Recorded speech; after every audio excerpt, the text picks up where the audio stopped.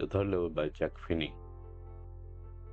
The theme of this chapter is something like escapism, psychological time travel. So people escape from the present, they go into dream world. So there will be comparison of this chapter with another chapter like Sophie, where she goes under dream world. So there, because of ambition, but here because to shy away or to ignore the sadness of life or the struggles of life, the person goes under escapism. And the other key point is psychological time travel. The key points could also be like,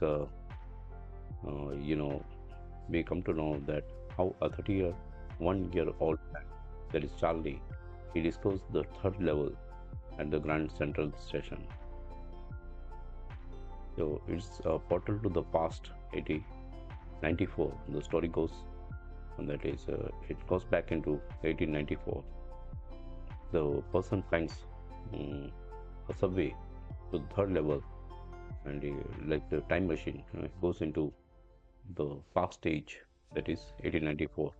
The psychiatrist friend calls it as a waking dream. He says that yes, I had been there, I had seen this world of 1894, but the friend says that no, it was a waking dream. He sends a letter to his friend Sam during this experience. So he confirms this existence. So concepts could be reality versus illusion, the time travel or time machine by H.G. Wells. That concept is highlighted. Then the psychological pressure, that is how we go away into the dream world or escapist tendency. The 5 main other points that we can discuss in this chapter are: the story explores the concept of time travel through the protagonist, that is Charlie, who discovers a mysterious third level at a Grand Central Station. The subway third level is found by him.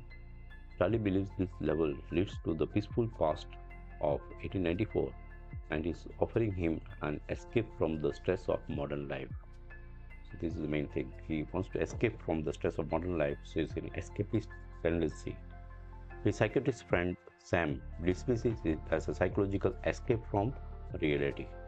That actually has not gone there. It is just an psychological event. It's an illusion. Charlie later finds proof that Sam has also traveled to the third level and settled in 1894. That is the postage stamp and so on. Come to know in this chapter. The story plays with theme of escapism, nostalgia, and the blurred line, that is a very slight demarcation line between fantasy and reality. Tiger King by Kalki. The theme of this chapter is irony of fate. How fate can change. The satire on power. The writer is ridiculing on the arrogance of the king, how misuse of power, or people are much arrogant on the existence of a particular post. King Jung Bahadur is foretold to be killed by the 100 tiger. So there is a forecast there that King Jung Bahadur could be killed by the 100 tiger. He kills 99 tiger, but he ignores a wooden tiger's sharp nail, which leads him to his death. So then we come to know that he thinks that he has killed the 100 tiger, but he has not, and only a wooden tiger was enough to make him meet his death.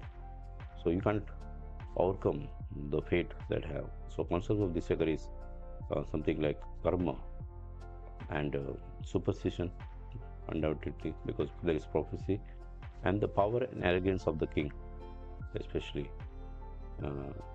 is emphasized in this chapter. The 5 main points of this chapter for discussion are: the story is a satire, that is what I tell you. There is a ridiculous, the writer is ridiculing the society, that is called satire, and here it is satire on the power, that is highlighted by the king's foolishness, taking for granted that he will not able to meet death. A satire on the arrogance and foolishness of those in power, focusing on the king of especially Pratindapuram. A prophecy at his birth predicts that he will be killed by a tiger, leading him to kill 99 tigers to avoid his fate. How he tries to avoid this impending disaster, there is impending death, but he's not able to. Despite his efforts, the 100 tiger, which he thought was dead, actually survived and fulfilling the prophecy, that is the forecast that happened initially in this chapter, in an ironic way, that how uh, he has not killed the 100 tiger, but he assumes that he has killed. Unfortunately, untimely, the king dies due to a minor accident, such as like uh, the nail of the wooden tiger, which he is not able to survive. Proves fate's dominance over human arrogance. How we are all, what do you say, uh, in the hands of the destiny. The story highlights the themes of destiny, that is, power and irony. Journey to the end of the earth, the Tishani Dosi. The theme of the chapter is climate change, the human impact on earth, how our actions affect the earth, maybe in the adverse side. The writer's journey to Antarctica with students on ice. Witness is the pristine nature, the fresh nature, how the ice are melting in Antarctica, melting ice caps. That reflects on past, this earth part, the origin of earth, the primitive time, the present and the future. So all the three stages of the earth is highlighted in this chapter. Concepts are environmental awareness, the geological time, and the global warming.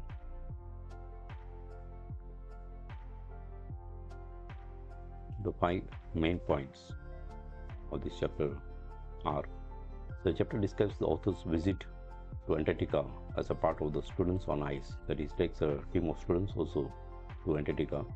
The author: Antarctica is presented as a crucial place, an important place for understanding climate change and Earth's past. The author reflects on how human activities have led to environmental degradations. That is, our actions are responsible for the degradation in environment. The trip highlights the importance of preserving Earth's ecosystem to prevent future disasters. How we can save the ecosystem for the progeny, that is, the future uh, inhabitants of this planet. The chapter emphasizes the need for awareness and action for against climate change, the climate change that is happening, and how can uh, overcome that by having an awareness in the society and do something for that. Then Me by Paul Buck. Humility or patriotism. So there is a dilemma, or if you say, if he goes for humility, we're not able to show patriotism in life. Japanese doctor Sadao, he treats an American prisoner of war, POW, American prisoner of war. He treats him, although he's Japanese, Japan and America, the enemies here in this chapter mentioned here. They faces a moral dilemma between duty and humanity. So he undergoes under this thing, the decision. He's not able to decide what should be done. Either he should stick to duty or he should take humanity into consideration. So the concept in this chapter is ethics in war, how you should not be helping the enemy countries, people, and he shows compassion on the contrary. So the patriotism versus humanity, we should be given a priority, either your patriotic feeling or your concern towards humanity. So that is the discussion in this chapter. Now let us discuss the main points. The five main points of this chapter are as under. The setting is of Japan during World War II. The story revolves around Dr. Salov, a Japanese surgeon who finds an injured American soldier. Now, despite his patriotic duty to report the enemy soldier, he chooses to treat him on the contrary, following his ethical responsibilities as a doctor. So, being a doctor, it's his professional ethics to save a person. He and his wife Hannah, remember the character's name, they struggle between moral values and fear of punishment. Now, here, if they try to save that person, it will be against the government, and the government may punish them of sedition. But they have at heart that soft corner towards the person to save him as per their moral values. Eventually, Saddam helps the soldier escape rather than hand him over to the authorities. So he saves his life as well as he helps him to escape. That is the important thing. So not only saving his life, he helps him to escape. So in the end, he does this thing. The story highlights themes of humanity, ethics, and the conflict between personal morality and the national loyalty. So there is a conflict there, and that and he comes to know he gives more importance to the personal morality instead of national loyalty.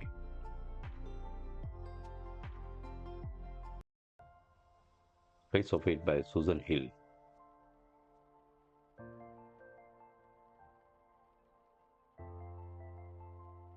The theme is acceptance, overcoming physical disabilities. The key points: Daddy, who is a burn victim, and Mr. Lamb, who is a disabled man. Now, these are the two main characters, Daddy and Mr. Lamb. They form an unlikely bond. The relationship is given birth there between these two people. It teaches self-acceptance and overcoming societal judgment. How the society jumps to conclusion about people. How can overcome if anybody criticizes or gives the judgment against you. And it makes us learn self-acceptance. We should accept our life as it is. The concepts of inner versus outer beauty, which should be given more importance, the inner quality or the external beauty of a person, isolation and confidence. These are other concepts that could be asked for the long answer. The 5 main points of this chapter are something like this. The story about Derry, a boy with a burnt face, and Mr. Lamb, a lonely old man with a prosthetic leg, artificial leg. Derry suffers from low self-esteem. See, he is not able to cope up with life due to his weakness, that is the burnt face, and isolates himself because of this facial disfigurement, while Mr. Lamb teaches him to embrace life despite these physical imperfections. Derry begins to change his perspectives, his way of looking towards life, but unfortunately, at the end, we find Mr. Lamb dead, especially when he goes there to visit him, to see him once again. The story conveys message of self-acceptance, that you should accept yourself as you are, and how to overcome the social prejudice and the power of human connection. That is, there is a bond developed between these two persons, and only the common issue was they both had a defect, a physical defect or an external defect as such.